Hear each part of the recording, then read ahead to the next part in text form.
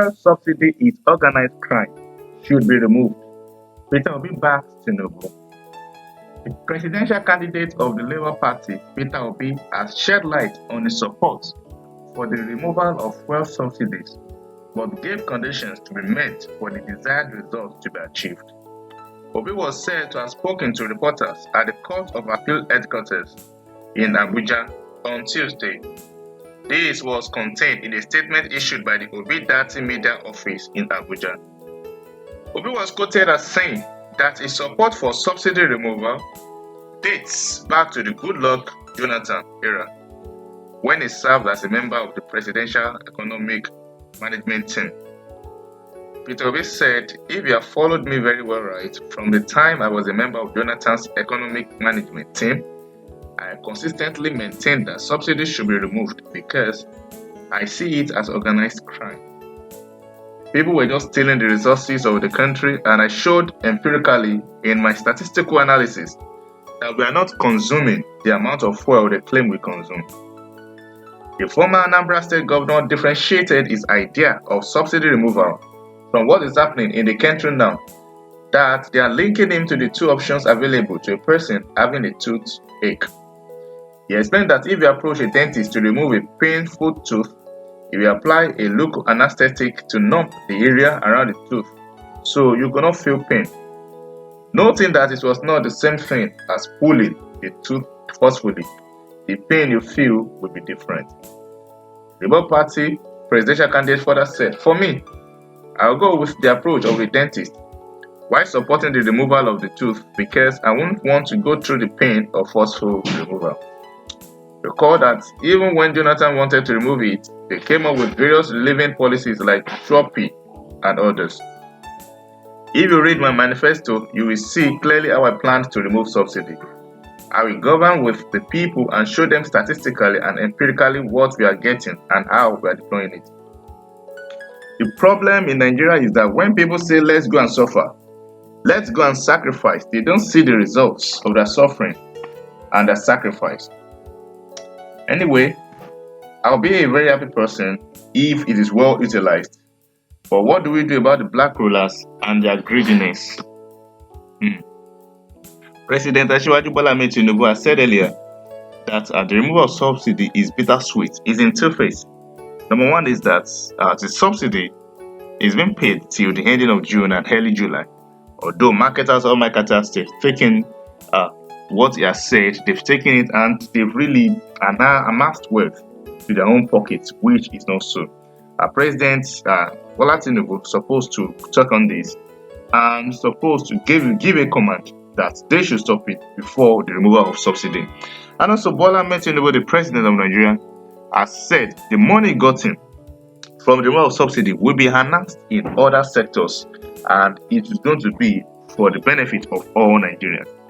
According to Peter Obi, removal of subsidy, fine, it's okay because just a few percent of Nigerians and some foreign marketers are the ones enjoying all this.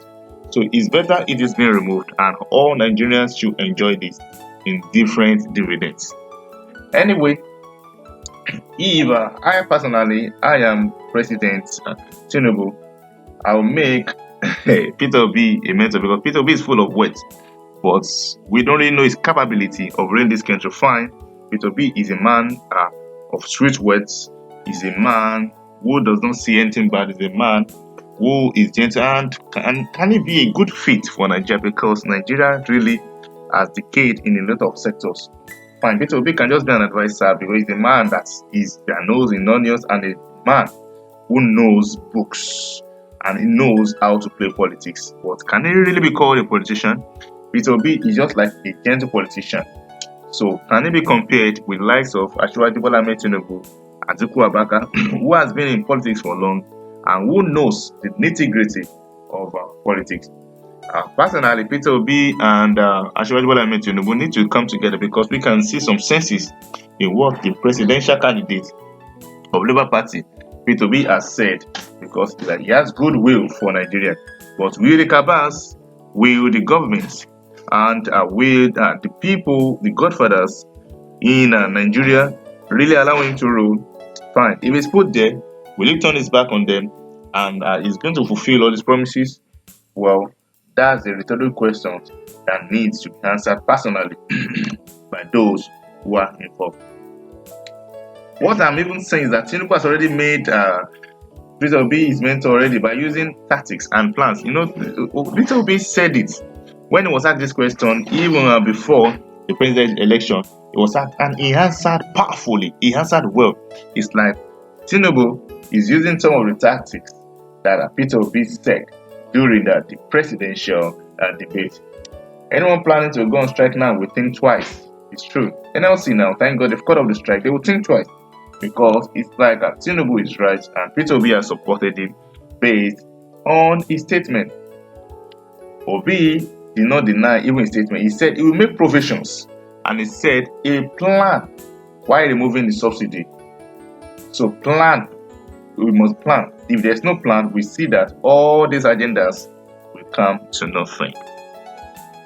Well, someone up there already eating his vomitosa since Peter Obi has thrown his weight behind the subsidy removal, as he has stated during campaign. Till this moment, the explanation has always been that Peter Obi would have cautioned the effect before removal. But ask them where Peter Obi said so. They will rather insult you down to their forefathers. Someone said fuel subsidy will be removed immediately from day one, but they are explaining to us that the word immediately means provisions and plans while removing subsidy. Now that Peter Obi has shown his support for the subsidy removal, will rodents and nematodes continue asking if Tinubu supporters are queuing for 500 naira per liter of fuel, or they will find another face-saving explanation? Anyway, we are wait and see.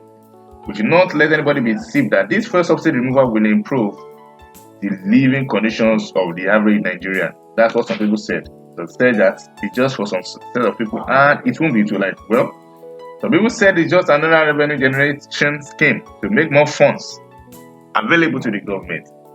Whether the generator funds will be judiciously used is another matter. There will be good reasons from government to justify the removal, but we need to be aware that its removal will bring about more hardship for the average Nigerian, if not utilized well. Well, some people are already experiencing due to increased transport fares and prices. But Nigerians should not be deceived that after this initial shift, things will normalize and the cost of living for the average Nigerian will return back to pre-Tinubu era.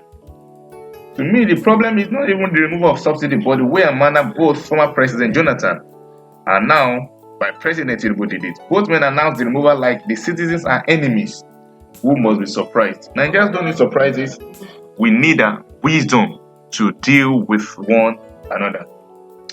Tinubu did not give us, and even Jonathan did not give us any advanced information on commencement dates to enable companies make adequate plans. Buhari said it will commence by 1st of July, but Tinubu came with surprise on May 29, taking individuals and corporations by surprise.